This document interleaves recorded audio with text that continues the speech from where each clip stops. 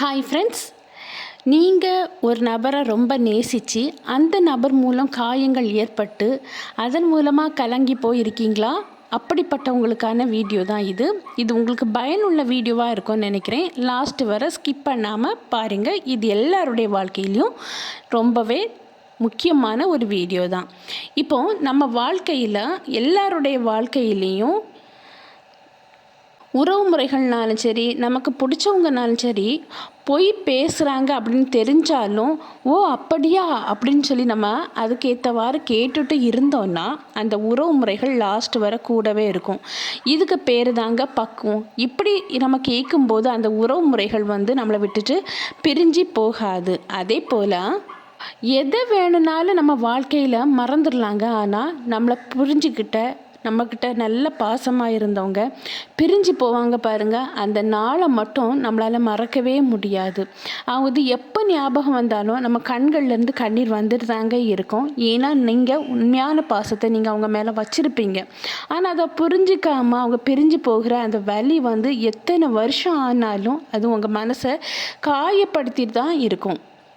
நீங்கள் யாராலையும் தேடப்படலை அப்படின்னு சொல்லி நீங்கள் கவலைப்படாதீங்க. ஏன்னா உங்களை வச்சு அவங்களுக்கு எந்த ஒரு பிரயோஜனமும் இல்லை. சுயநலத்திற்காக உங்களை பயன்படுத்தலை அப்படின்னு சொல்லி தான் அர்த்தம். இங்கே நிறைய பேர்த்த பழி சொல்ல தான் தெரியுங்க. ஆனால் அவங்க வாழ்க்கையில் ஒரு நல்ல வழி சொல்ல யாருக்குமே தெரியாது.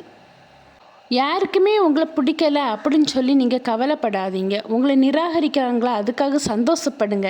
ஏன்னா இன்றைக்கி உள்ள காலகட்டத்தில் நிறைய விலை உயர்ந்த பொருட்களை தான் நிறைய பேர் நிராகரிப்பாங்க. ஏன்னா அவங்களால வாங்க முடியாது. உங்களை ஒருத்தங்களுக்கு பிடிக்கலை, நீங்கள் வேண்டான்னு சொல்லி அவங்க நிராகரிக்கிறாங்கன்னா நீங்கள் என்ன நினைக்கணும்னா, நீங்கள் விலை மதிப்பு உள்ளவங்க, நீங்கள் பெரிய விலை மதிப்பானவங்களை வாங்க முடியாமல், அதாவது உங்கள் கூட உங்களை புரிஞ்சிக்க முடியாமல் தான் அவங்க உங்களை வேண்டான்னு சொல்கிறாங்க. உங்களுக்கான நபர் வர்றது வரை நீங்கள் காத்து இருக்கணும். அதே போல் வாழ்க்கையில் கொஞ்சம் காத்திருக்கிறதுக்கும் பழகிக்குங்க. ஏன்னா நம்ம அவசரப்படும் போது நம்ம எடுக்கிற முடிவுகள் கரெக்டானதாகவே இருக்காது. நம்ம அவசரப்பட்டு எந்த ஒரு செயலையும் நம்ம செய்தால் வர அதனுடைய முடிவு நல்லதாகவே இருக்காது. அதனால கூடுமளவும் அவசரப்படாமல் நிதானமாக பொறுமையாக எந்த செயலையும் செய்ய கற்றுக்குங்க. இங்கே உறவுகள் என்பது கண்ணாடி மாதிரிங்க. அது கண்ணாடி ஒருக்க உடஞ்சி போச்சுன்னா அதை ஒட்ட வச்சு பழைய நிலைக்கு கொண்டு வர்றது ரொம்பவே கஷ்டம். உடனே மாற்றிட்டு புதிய கண்ணாடி தான் வாங்குறாங்க. அதே போல் தான் இன்றைக்குள்ள உறவுமுறையில் ஒருத்தங்களை பிடிக்கலைன்னா அடுத்த செகண்டே பிரிஞ்சு போயிடுறாங்க. வைக்க முடியாத ஒரு நிலைமையில் இப்போவே உறவுமுறை இருந்துக்கிட்டு தான் இருக்குது. பாம்போட விஷம் கொடியதுங்க. அதை விட கொடியது மனுஷனுக்கு வாயிலேருந்து வரக்கூடிய வார்த்தைகள். சிலவங்க பேசுகிற வார்த்தைகள் பாம்பின் விஷத்தை காட்டிலும் கொடிய தன்மை மிகுந்ததாக இருந்துட்டு இருக்குது. அதனால் பேசுவதில் கொஞ்சம் கவனமாக பேசுங்க. யாருக்கு மனசையும் கஷ்டப்படுத்தாத அளவு நம்ம வார்த்தைகள் இருக்கணும். வாய் இருக்குன்னு சொல்லிட்டு எதுனாலும் பேசலாம் அப்படின்னு சொல்லி பேசும்போது அடுத்தவங்க மனசு காயப்படும்.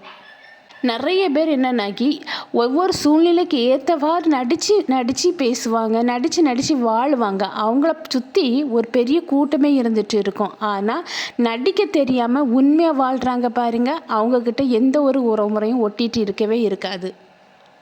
யாரையுமே தேடி போய் நீங்கள் பேசாதீங்க. உங்ககிட்ட பேச விருப்பம் இல்லாமல் ஒதுங்கி இருப்பாங்க தெரியுமா, அவங்கள ஃப்ரீயாகவே விட்டுருங்க. நீங்கள் தேடி போய் பேசும்போது அவங்களுக்கு அது ஏளனமாக தான் இருக்கும். அதனால கூடுமளவும் உங்கள் உணர்வு, அதாவது ஒருத்தங்கிட்ட போய் நீ அன்புக்காணி அப்படின்னு சொல்லி நம்ம கெஞ்சிட்டு நின்னோன்னு வைங்களேன், அங்கே அன்பு கிடைக்காதுங்க. அந்த அன்பு அப்படியே கிடைச்சா அது போலியான அன்பாக தான் இருக்கும். உண்மையான அன்பு இருக்காது. நம்ம கேட்காம வரணுங்க. அது உணர்வு. அந்த உணர்வு நம்ம சொல்லி அவங்க கொடுக்கக்கூடாது, தன்னால் வரணும். அதுதாங்க உண்மையான அன்பு. எல்லாத்துக்கும் வாழ்க்கையிலும் ஏதாவது ஒரு நபர் உங்களை கேரிங்காக, அக்கறையாக, உண்மையான அன்போடு உங்ககிட்ட டைம் ஸ்பெண்ட் அவுட் பண்ணி உங்ககிட்ட எல்லாமே ஒளிமறைவு இல்லாமல் ஷேர் பண்ணி வாழ்கிற நபர்கள் யாராவது ஒருத்தங்க தான் இருப்பாங்க. அது கிடைக்கிறது ரொம்பவே கஷ்டம். அப்படிப்பட்ட உறவுகள் உங்களுக்கு கிடச்சிருந்தாங்க, தயவு செய்து அவங்கள விட்டுறாதீங்க. உங்கள் கஷ்ட காலத்தில் கூடவே இருந்து உங்களுக்கு ஹெல்ப் பண்ணி எந்த ஒரு உதவியும் எதிர்பார்க்காம உங்கள் கூட எனி டைம் இருந்துட்டு இருக்காங்க தெரியுமா, அதுதான் உண்மையான உறவு. அந்த உறவை வந்து நீங்கள் மிஸ் பண்ணிடாதீங்க. அது போலவே உங்களை ஒருத்தங்க தப்பாக புரிஞ்சுருக்காங்கன்னு வைங்களேன், அவங்கக்கிட்ட போய் நான் தப்பு பண்ணலை அப்படின்னு சொல்லி நீங்கள் கெஞ்சிட்டு நிற்காதீங்க. நீங்கள் அப்படி சொல்லும்போது நீங்கள் 1000 காரணங்கள் சொல்லலை, நான் எந்த ஒரு தவறும் பண்ணலை அப்படின்னு சொல்லி. ஆனால் அவங்க அதை நம்ப மாட்டாங்க.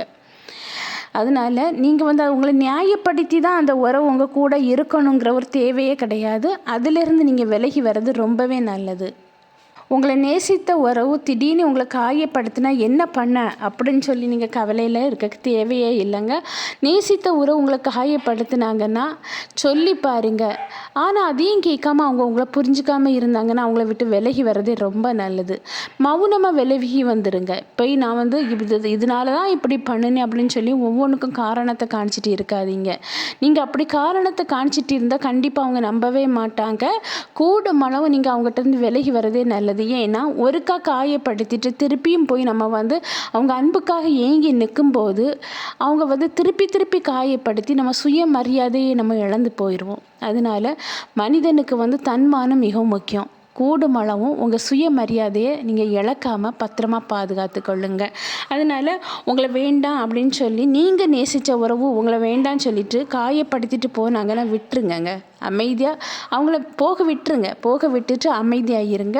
அதுக்குள்ளே அதாவது நீங்கள் அமைதியாக இருந்துட்டு உங்கள் கடமையில் நீங்கள் முழு கான்சன்ட்ரேஷனை பண்ணும்போது உங்களுக்குள்ள அந்த நேரம் வரும்போது காலத்துக்கு கையில் நீங்கள் அவங்கள ஒப்பு கொடுத்துட்டு அமைதியாக இருக்கும்போது உங்கள் வாழ்க்கை சிறந்ததாகவே இருக்கும். அதை நினச்சி நீங்கள் கவலைப்பட தேவையே இல்லை. நேசித்த உறவு காயப்படுத்திட்டாங்களே அப்படின்னு சொல்லி கலங்க தேவையே இல்லை.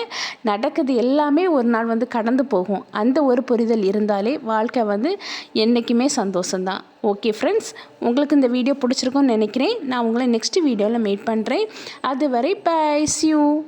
உங்களுக்கு இந்த வீடியோ பிடிச்சிருந்துன்னா லைக் பண்ணுங்கள், ஷேர் பண்ணுங்கள், சப்ஸ்கிரைப் பண்ணுங்கள். பக்கத்தில் இருக்கிற ஆல்ங்கிற பட்டனை கிளிக் பண்ணிக்கிங்க. அப்போ தான் நான் போடக்கூடிய வீடியோ உடனுக்குடன் அப்லோட் ஆகும். ஓகே.